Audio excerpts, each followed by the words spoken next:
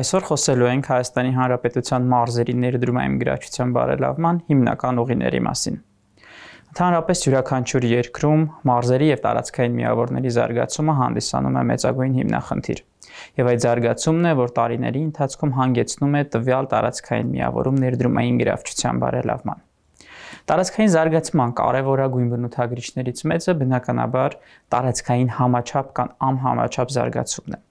Այս հիմնախնդիրը թերևս տարբեր երկրներում ունի տարբեր արտահայտման ձևեր եւ Հայաստանի Հանրապետությունը բացառություն չէ։ Եվ բոլորիս համար էլ նույնիսկ անձեն աչքով էլ տեսանելի են, որ Հայաստանի Հանրապետությունում առկա են տարածքային զարգացման որոշակի անհամաչափություններ, ինչը ենթադրում է, որ տարբեր մարզեր ունեն զարգացման տարբեր մակարդակներ, ինչն էլ ենթադրում է, որ տարբեր մարզերում կենսամակարդակը եւս տարբերվում է եւ սա իր հերթին բնականաբար հանգեցնում է սոցիալ-տնտեսական մի շարք հիմնախնդիրների։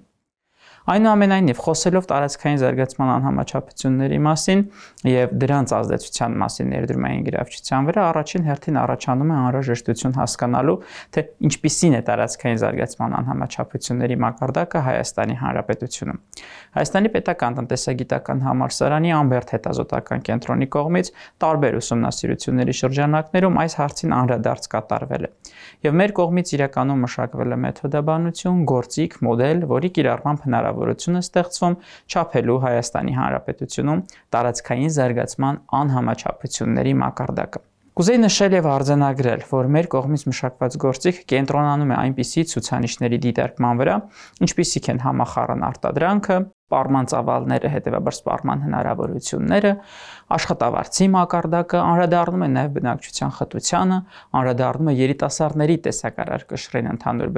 բնակչությունում, բժշկական եւ կրթական ծառայությունների հասանելիությանը, այսինքն տարբեր ցուցանիշների ընդգրկմամբ փորձել ենք մշակել մի գործիք, որով հնարավորություն կունենայինք հասկանալ, թե Հայաստանի Հանրապետությունում որքանով է մարզերի զարգացման մակարդակները տարբերվում միմյանցից։ Այս պարագայում մշակելով համապատասխան գործիքը կուզեի արձանագրել, որ Հայաստանում բնականաբար ամենազարգացած տարածքային միավորը մայրաքաղաք Երևանն է, որը կտրուկ տարբերվում է իր զարգացման մակարդակով մնացյալ մարզերից։ Համեմատության համար նշեմ, որ Երևանում զարգացման գնահատականը 100-ից կազմում է 83, այն դեպքում, երբ ամենաթեր զարգացած մարզում այն ընդամենը 47 է, այսինքն ունենք 100 միավորից 36 միավորի տարբերություն։ Սակայն առավել մտահոգիչ է այն, որ առկա անհամաչափությունները տարիների ընթացքում Հայաստանի Հանրապետությունում մեծանում են։ Այդ նպատակով մենք նաև հաշվարկել ենք հենց անհամաչափությունների գնահատականը, անհամաչափությունների ինդեքսը, որը հիմնվել է հետևյալ տրամաբանության վրա։ Փորձել ենք հասկանալ, թե Երևանի եւ մարզերի զարգացման գնահատականների միջինից որքանով են շեղվում փաստացի ցուցանիշները։ Եվ ինչ է ստացվել, որ Հայաստանի Հանրապետությունում տարածքային զարգացման անհամաչափությունների գնահատականը կազմում է 17.2%, ինչը ի համեմատ այլ երկրների պարագայում կիրառված փորձի բավականին բարձր ցուցանիշ է։ Առավել մտահոգիչ հանգամանք է այն, որ այս անհամաչափությունները վերջին 10 տարում աճել են շուրջ 4.2%-ով։ Եվ կա հստակ աճի միտում։ Այսինքն առկա է մի իրավիճակ, երբ Հայաստանի Հանրապետությունում տարածքային միավորների զարգացման մակարդակները գնալով տարբերակվում են։ Եվ այս պարագայում ակնհայտ է, որ ներդրումային գրավչության հնարավորությունները եւս կարող են խիստ տարբերակվել Հայաստանի Հանրապետության մարզերում։ Խոսելով այս անհամաչափությունների մասին, ակնհայտ է դառնում, որ գլխավոր խնդիրը պետք է լինի առավել թեր զարգացած մարզերում զարգացման ավելի արագ տեմպեր ստեղծելը, որը հնարավորություն կտա նաև ապահովել այս մարզերում ներդրումային գրավչության բարելավման։ Եվ գլխավոր աղբյուրը բնականաբար այս պարագայում ֆինանսական միջոցների եւ հատկացումների պարագան է, եւ այդ նպատակով մենք նաև փորձել ենք համեմատականներ անցկացնել եւ հասկանալ, թե որքանով են թեր զարգացած մարզերի ֆինանսական միջոցները բավարար, որպեսզի նրանք կարողանան ավելի արագ զարգացում գրանցեն եւ մոտենան առավել զարգացած մարզերին։ Այդ նպատակով կիրառել ենք հետևյալ մեթոդաբանությունը, կիրառել ենք քվանտիլային խմբերով դասակարգումը, որպեսզի ավելի պարզ լինի, նկարագրեմ, թե դա ինչ է ենթադրում։ Օրինակ, եթե ունենք ցուցանիշներ, որոնք տատանվում են 10-ից 20 միջակայքում, ապա քվանտիլային խմբերով դիտարկումը հետևյալն է. դիտարկում ենք 10-ից 12, 12-ից 14 եւ այսպես շարունակ։ Այսինքն ձևավորում ենք մակարդակներ արկա ցուցանիշների մասով։ Եվ մենք ունենալով մեր զարգացման ինդեքսները, որը մենք ենք հաշվարկել, եւ ունենալով մարզում ընդգրկված համայնքների բյուջետային եկամուտները մեկ շնչի հաշվով, կառուցել ենք համապատասխան քվանտիլները եւ բոլոր մարզերին տեղակայել ենք այս քվանտիլներում։ Եվ ինչ էր ստացվել, որ Հայաստանի Հանրապետության 10 մարզից 9-ի պարագայում զարգացման ինդեքսի քվանտիլը համընկել կամ ընդամենը 1 աստիճանով է վերև կամ ներքև եղել բյուջետային եկամուտների քվանտիլից։ Սա նշանակում էր, որ Հայաստանի Հանրապետությունում առավել շատ եկամուտներ ունեն այն համայնքները, որոնք ընդգրկված են առավել զարգացած մարզերում, եւ հակառակը, թերզարգացած մարզերում բյուջետային եկամուտները շատ ավելի ցածր են։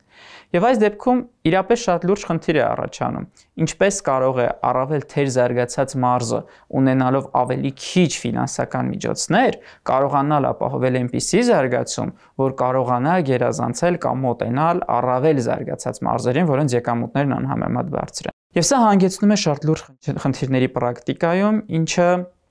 բերում է հենց նույն անհամաչափությունների ընդլայնման եւ ընդհանրապես ներդրումային գրավչության անկման Հայաստանի Հանրապետության մարզերում։ Եվ այս դեպքում խոսելով ներդրումային գրավչությունից, համայնքային եկամուտներից, պետք է արձանագրենք, որ Հայաստանում վերջին տարիներին տեղի ունենում համայնքների խոշորացման գործընթացը, տեղական ինքնակառավարման համակարգի բարեփոխումների գործընթացը տեղի ունենում, որի շրջանակներում, երբ համայնքները խոշորացել են, համայնքի տեղական ինքնակառավարման մարմիններին, այսինքն ավականուն եւ համայնքի ղեկավարին,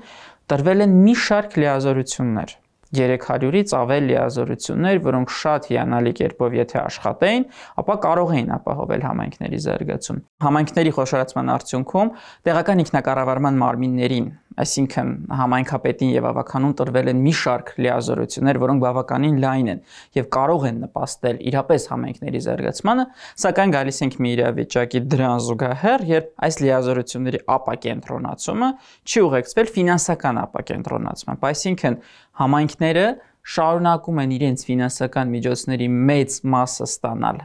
պետական բյուջեից, ավելին այդ պետբյուջեից կախվածությունը տարիների ընթացքում ավելի է խորացել համայնքների խոշորացումից հետո։ Եվ սա կարծես բերում է հակասության։ Մենք ուզում ենք համայնքը լինի ինքնուրույն, իրականացնի լիազորություններ, որովհետև ինքը ավելի լավ գիտի, թե ինչպես կզարգացնի իր ներդրումային գրավչությունը, բայց դրան զուգահեռ մենք ասում ենք, որ քո կախվածությունը պետբյուջեից մեծանալու է եւ մենք ենք հատկացնելու միջոցները քեզ։ Եվ այս պարագայում պարզ է, որ գործընթացների արդյունավետությունը իրապես դրվում է հարցականի տակ։ Սակայն մեղադրել միայն պետությանը մենք չենք պատրաստվում, որովհետև հակառակ կողմն էլ բավականին հետաքրքիր եւ վատթար վիճակում է, պարզապես երկու արձանագրում։ Օրինակ, ուսումնասիրել ենք Ջերմուկ համայնքի բյուջետային հոսքերը,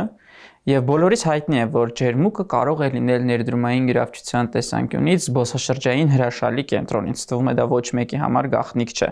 հատկապես իր բնառեսուրսային հնարավորություններով։ Եվ գիտեք, թե որքան է ծախսել Ջերմուկի համայնքապետարանը 2016-ից 22 թվականների զբոսաշրջության վրա։ 0 դրամ։ Այսինքն մենք զբոսաշրջային կենտրոն հանդիսացող համայնքում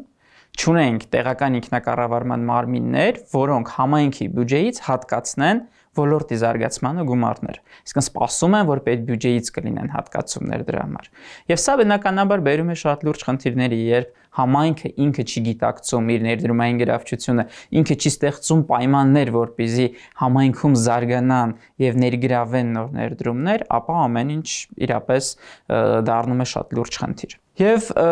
մյուս կարևոր խնդիրը, որ բացի պետությունից կարևոր է նաև համայնքի դերը, մենք ուսումնասիրել ենք համայնքների զարգացման ծրագրերը։ Մենք ունենք 71 համայնք, այդ թվում Երևանը, եւ ուսումնասիրել ենք բոլոր համայնքների զարգացման ծրագրերը եւ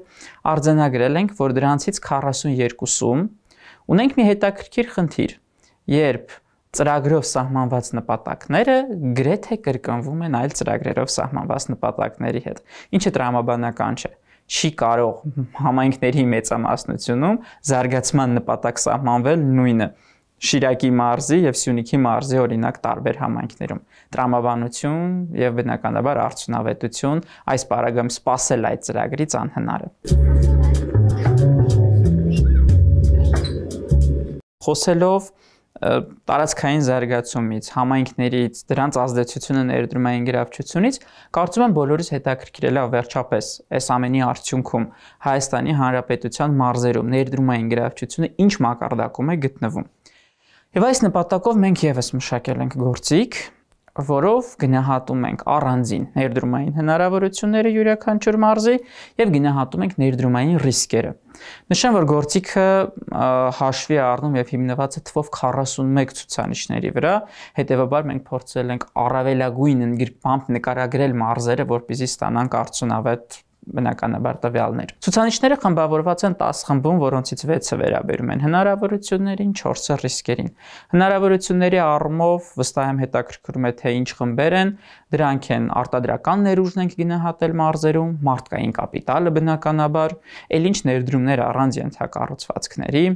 գնահատումն ենք իրականացրել նաև սպառման հնարավորությունների մասով, գնահատում ենք իրականացրել նաև ինստիտուցիոնալ ու ֆինանսական ներուժի առումով, ու այսպես համապարփակ ու այս խումբը ներառում էր 20-ից ավել ցուցանիշներ եւ ամբողջով գնահատել ենք ներդրումային հնարավորությունները։ Եվ արդեն անդրադարձել ենք ներդրումային ռիսկերին ու շարքում ընդգրկել ենք սոցիալական ռիսկեր, տնտեսական ռիսկեր, բնապահպանական ռիսկեր, ինչը շատ կարևոր է մեզ համար, եւ նաեւ հանցագործությունների հետ կապված ռիսկեր, որտեղ դրանք միջազգային փորձը հուշում է, որ շատ կարևոր են ներդրողի համար, որպեսզի հասկանան արժե ներդրումներ կատարել եւ թե չէ։ Եվ ինչ է ստացվել, որ Հայաստանի Հանրապետությունում ներդրումային հնարավորությունների ամենաբարձր մակարդակը արձանագրվել է Սյունիքի մարզում։ Ինչը սпасելի էր, որովհետև արտադրական ներուժի առումով սա առաջատար մարզն էր։ Բազմաթիվ մասնագետներ կպնդեն, որ դա հանքարդյունաբերության հաշվին է, միայն այդ ցուցանիշն է, բայց եկեք հաշվի առնենք, որ հանքարդյունաբերությունը իր հերթին հանգեցնում է գործազրկության ցածր մակարդակի այդ մարզում, հանգեցնում է աշխատավարձների բավականին բարձր մակարդակի համեմատ Հայաստանի եւ Երևանի միջինի նույնիսկ, ինչն էլ իր հերթին հանգեցնում է տվյալ մարզում շուկայի ընդլայնման, որտեղ ինչքան շատ գումար կա տվյալ շուկայում, այնքան սպառման հնարավորություններն են մեծ, ու այսպես շղթայական առումով հանգեցնում է, որ մարզը առավել գրավիչ է։ Այլ հարց է, թե տնտեսական աճի որակն ինչպիսին է այդ մարզում, որովհետև բոլորս է գիտենք հանքարդյունաբերության սարսափելի ազդեցությունը բնապահպանական առումով։ Այստեղ կուզեի արձանագրենք, որ սա միայն հնարավորություններն են, ռիսկերը առանձին են գնահատվել։ Նույն բնապահպանական ռիսկերի համար դրանք ներառված են երկրորդ բաղադրիչում։ Եվ եթե վերադառնանք հնարավորություններին, ապա մնացած 9 մարզերի դեպքում ցուցանիշներն արդեն բավականին ցածր ու բավականին մոտ էին իրար։ Այսինքն Սյունիքն առանձնացել է ի հաշիվ միայն նրա, որ խոշորագույն հարկատուն Հայաստանի գտնվում է Սյունիքի մարզում, ամենախոշոր կազմակերպությունը, իսկ մնացյալների պարագայում զարգացումը եւ հնարավորություններն ավելի հետ են մնում։ Եվ երբ վերադառնում ենք ռիսկերին, իրավիճակը մի փոքր այլ է։ Ռիսկերի պարագայում բոլոր մարզերի ռիսկերը գտնվում են իրար բավականաչափ մոտ եւ ոչ ցածր մակարդակի։ Եվ ամենառիսկայինը, ինչպես կարող էինք սպասել, Տավուշի մարզն է մեր գնահատումներով, բայց նույն Սյունիքը եւս հետ չի մնում Տավուշի մարզից շատ, այսինքն այն մարզերը, որ մեր անզեն աչքով է դիտարկման ակնհայտ են, որ ունենք օրինակ, չգիտեմ, սոցիալական, անվտանգային, տնտեսական եւ այսպիսի բազմաթիվ ռիսկեր հենց առաջատար բացասական իմաստով առաջատար դիրքերում են այս դասակարգման։ Եվ երբ կատարում ենք այս գնահատումը, հարկ է առաջանում հասկանալ ամփոփ առումով, որ մարզը որտեղ է տեղակայված։ Դրա համար մենք փորձել ենք կլաստերացնել, խմբավորել այս մարզերը ըստ ներդրումային հնարավորությունների եւ ներդրումային ռիսկերի եւ ինչ ենք արել։ Նախ մեր գնահատականները տատանվում էին 0-ից 10 միջակայքում, հետեւաբար միջնակետը 5-ն էր, ու մենք փորձել ենք հասկանալ, թե որ մարզը հնարավորություններով այդ միջին 5 միավորից բարձր է, ցածր է, ռիսկերով բարձր է կամ ցածր է։ Եվ ցավալիորեն պետք է արձանագրեմ, որ Հայաստանի Հանրապետության 10 մարզերից 6-ը գտնվում են հետևյալ իրավիճակում. ներդրումային հնարավորությունները փոքր են միջինից, իսկ ներդրումային ռիսկերը բարձր են միջինից։ Սա արդեն իսկ վկայում է նրա մասին, որ մենք ունենք լրջագույն խնդիր այս դեպքում մարզերում ներդրումներ ներգրավելու համար, որովհետև ոչ մի ներդրողի հետաքրքիր չէ կատարել ներդրում այն մարզում, որտեղ հնարավորությունները քիչ են, բայց միայն ու միայն ռիսկեր են։ Անդրադառնանք նաև մյուս 4 մարզերին։ Մյուս 4 մարզերից Արագածոտնի եւ Արմավիրի մարզերը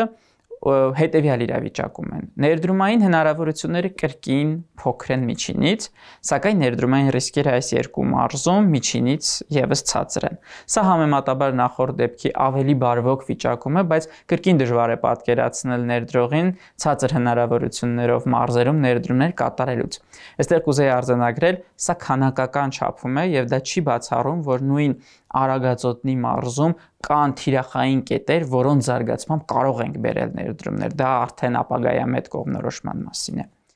Եվ խոսենք վերջին երկու մարզի մասին՝ Կոտայք եւ Սյունիք։ Այս մարզերը բոլորիս էլ ակնհայտ է, որ որոշակիորեն զարգացման բարձր մակարդակ ունեցող մարզեր են։ Սյունիքը, ինչպես նշեցինք, հանքարդյունաբերությամբ, Կոտայքը Երևանին մոտ, բավականին հետաքրքիր կենտրոն, տնտեսական հանգույց, տարբերվում են մյուս մարզերից։ Սակայն այս մարզերում չնայած նրան, որ ներդրումային հնարավորությունները միջինից բարձր էին, ներդրումային ռիսկերը եւս միջինից բարձր մակարդակում էին գտնվում։ Իսկ Սյունիքի են բարձր հնարավորությունները առաջին հորիզոնականով եւս ուղեկցվել են միջինից բարձր ռիսկերով։ Եվ ցավոք արձանագրում եմ, որ Հայաստանում 10 մարզերից եւ ոչ մեկի պարագայում ներդրումային հնարավորությունները չեն եղել բարձր միջինից եւ ներդրումային ռիսկերը չեն եղել ցածր միջինից։ Եվ սա իրապես վկայում է, որ անհրաժեշտ է, որ ձեռնարկվեն մի շարք գործողություններ, որ կարող են նպաստել այս մարզերում ներդրումային գրավչությունը բարելավելուն, տարածքային զարգացում ապահովելուն, որտեղ այս երկու հասկացություններն առանձնացնելն անիմաստ է, կարծում եմ բոլորիս էլ ակնհայտ է, որ որքան զարգացած է տարածքային միավորը, այնքան գրավիչ է նա ներդրողի համար։ Եվ կուզեի արձանագրել, որ գործողությունները պետք է լինեն երկու խումբ։ Եվ երկու, ոչ միայն երկու, նույնիսկ 3 կողմ պետք է ունենան այս գործողությունները, բայց բուն նախաձեռնությունների տեսանկյունից երկու կողմ։ Նախ բացի պետությունից շատ կարևոր է, ինչպես արդեն նշեցի, տեղական ինքնակառավարման մարմինների ակտիվ ներգրավվածությունը, որովհետև пассив գործելակերպը եւ սպասումը բյուջեից ստանալ եկամուտներ երբևէ չի հանգեցնելու այդ համայնքներում զարգացման։ Դուք ինքներդ էլ կարող եք նկատել, Հայաստանում այն համայնքներն են աչքի ընկնում, որոնցում տեղական ինքնակառավարման մարմինները, համայնքապետը եւ ավականին ակտիվ աշխատում են համայնքի զարգացման վրա։ Եվ եթե պետք է համայնքները նստեն եւ սպասեն, ինչ որ մեկը պետք է լուծի իրենց խնդիրները, այդ կերպ չի լինում։ Հենց տեղական ինքնակառավարում։ Բայց դրան զուգահեռ մենք հասկանում ենք նաեւ պետական մակարդակով խնդիրները, պետական քաղաքականության մակարդակով խնդիրները, եւ այս դեպքում համապատասխան լիազոր մարմնի կողմից պետք է քաղաքականությունը եւս ուղղված լինի այս խնդիրների լուծմանը։ Եվ խնդիրների լուծումը պետք է ունենա երկու ուղղություն։ Առաջին ուղղությամբ պետք է բոլոր մարզերում ապահովենք ընդհանուր զարգացումը պայմանավորող գործոնների բարելավում։ Օրինակ, բոլոր մարզերում մենք պետք է ունենանք բժշկական ծառայությունների հասանելիություն ու նույնամակարդակ ու լավ հասանելիություն։ Պետք է ունենանք կրթական ծառայությունների հասանելիություն եւ պետք է ունենանք օրինակ ենթակառուցվածքների բարելավում։ Եվ այս ամեն ինչը բնականաբար ենթադրում են համապարփակ գործողություններ։ Եվ երկրորդ խումբ գործողությունները արդեն պետք է ուղղված լինեն առանձին տեղերի առանձնահատկությունների հիման վրա։ Օրինակ, նույն ջերմուկը զբոսաշրջային կենտրոն է, ուրեմն պետք է զարգացնենք զբոսաշրջությունը։ Արարատյան դաշտում մարզերը առավել կարող են իրենց ի հաշիվ բնառեսուրսային պայմանների լավ գյուղատնտեսական կենտրոններ դառնալ, ուրեմն պետք է շեշտադրումը դրա վրա լինի։ Այսինքն գործողություններ, որոնք կապահովեն ընդհանուր գործոնների զարգացում բոլոր մարզերում եւ գործողություններ, որոնք հնարավորություն կտան բացահայտել ամեն մարզում արկա յուրահատուկ մրցակցային առավելությունը։ Եվ ամփոփելով այս ամբողջ ներկայացումը մարզերի ներդրումային գրավչության մասով, կուզեի արձանագրել, որ խնդիրը միայն պետական եւ տեղական ինքնակառավարման մեջ չէ, եւ մեզանից յուրաքանչյուրը իր գործողություններով պետք է նպաստի նոր արդյունքի ստեղծմանը եւ այն բնակավայրում, որտեղ ինքն է ապրում, փորձի թեկուզ չնչին քայլերով նպաստել տվյալ համայնքի զարգացմանն ու հեռանկարային առաջընթացին։